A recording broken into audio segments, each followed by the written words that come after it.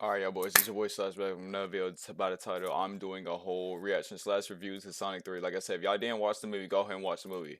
I watched it. I'm just not gonna spoil nothing from y'all, but I'm gonna give y'all another. I'm gonna give y'all a hint who's coming. Metal Sonic is coming in Sonic 4.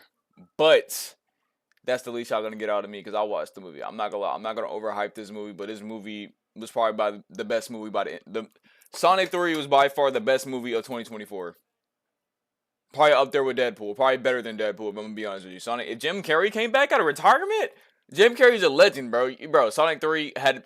Let me pull this up. So y'all know Sonic 3 had like passed Mufasa in like box office first week. Mufasa had 13.8 mil. Sonic has 25.8 mil. Sonic 3 is a 11 out of 10.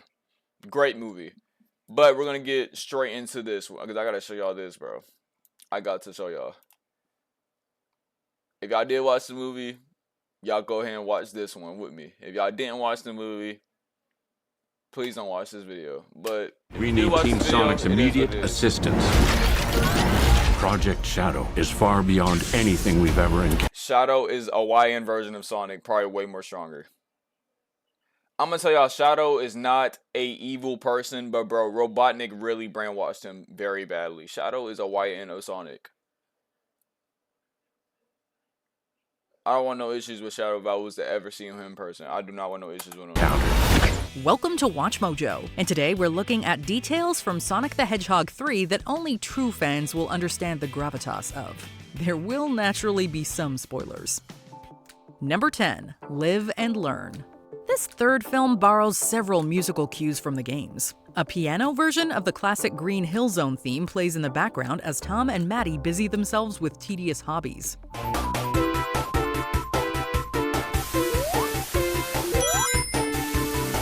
Escape from the City is also included on the track list, but the most prominent Sonic Adventure 2 song featured here is Crush 40's Live and Learn.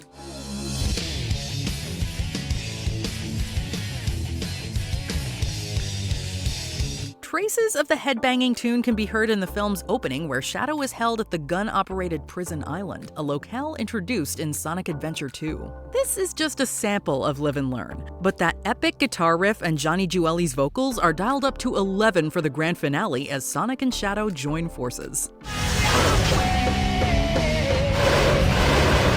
Shadow! Your power's getting weaker! Hey, are you okay? Number 9. Foot tapping. Outside of a pause button, I noticed that when I was watching the movie, bro.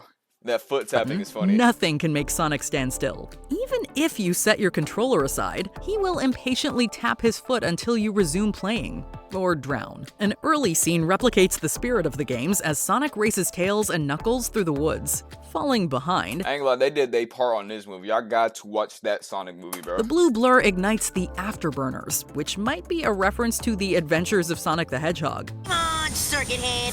Afterburners! Sonic hits the goalpost just like in the games, but Tails and Knuckles are already waiting for him at the finish line.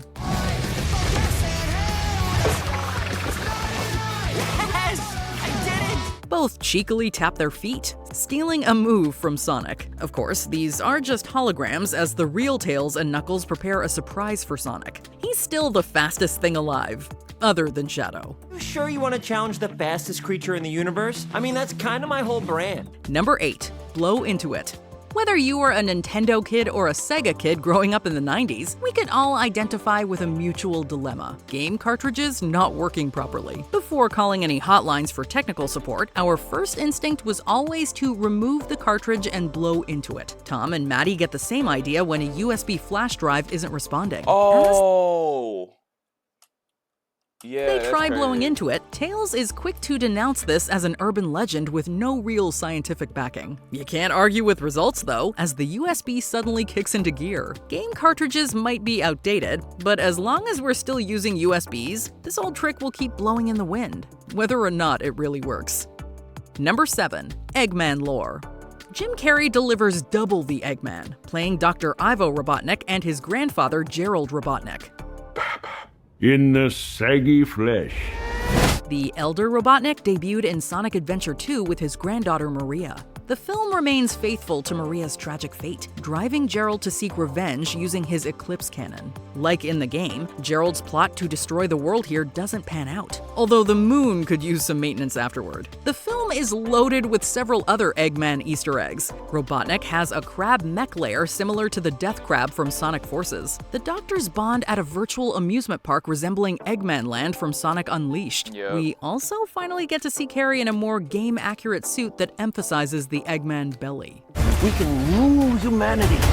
Number 6. Shadow's accessories. Sonic's introduction to Shadow in the movie is a lot like their first encounter in Sonic Adventure 2. Meeting in a large city, Tokyo in this case, Sonic immediately sees the resemblance between himself and the Black Hedgehog. So does everyone else, although there isn't a case of mistaken identity here. Now I know what's going on. The military has mistaken me for the likes of you. Sonic finds that while he may be fast, Shadow is even faster. Okay, he took us all at once. Winning Stronger. Way stronger than Sonic. this round, Shadow makes a getaway, but not before posing on his motorcycle with a gun. His chopper, known as the Dark Rider, and his firearm Shadow's a YN, bro. were also utilized in Shadow's 2005 spin-off game. Granted, Shadow doesn't need a motorcycle to go fast, and we're not sure why he barely uses his gun in the film. But whatever, it looks awesome. What did you do? What I had to. Number 5. Knuckles' Fear of Ghosts. Sonic the Hedgehog 3 is essentially a loose adaptation of Sonic Adventure 2. The film cuts out some of the game's weirder elements, such as Knuckles randomly fighting a giant ghost in Robotnik's pyramid base.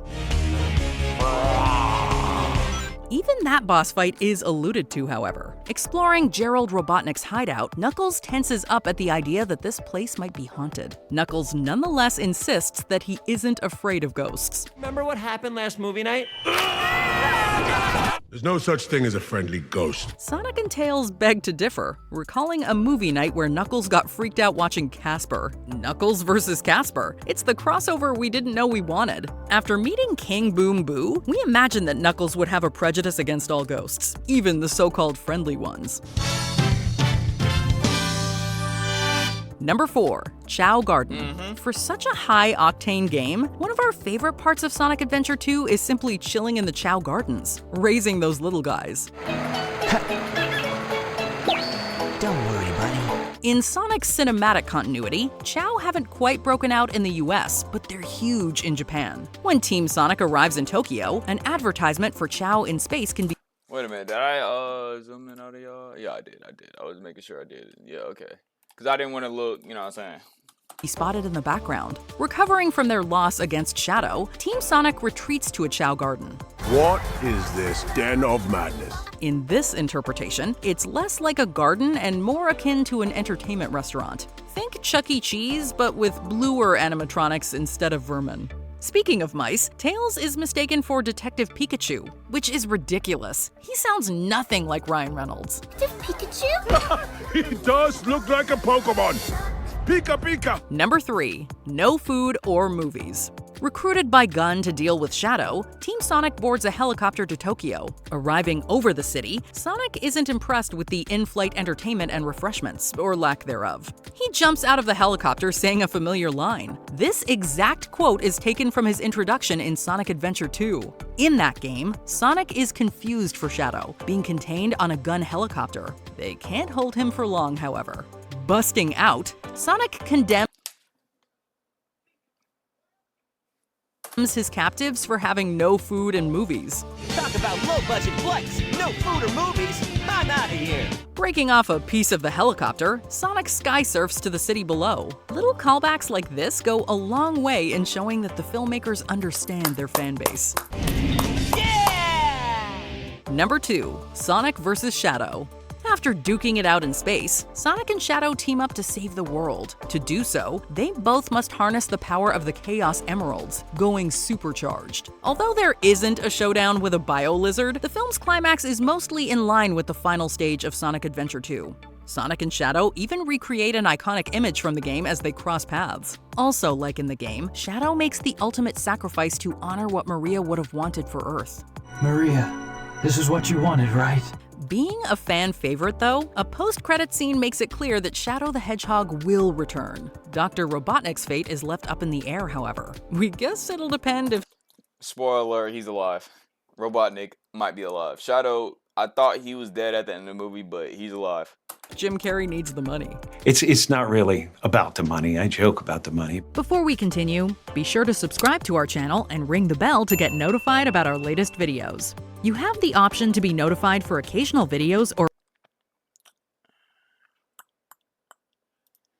1. Sonic CD characters. How do you top Shadow's reveal at the end of the last movie? Like this! During a mid-credit That's gonna be a good one.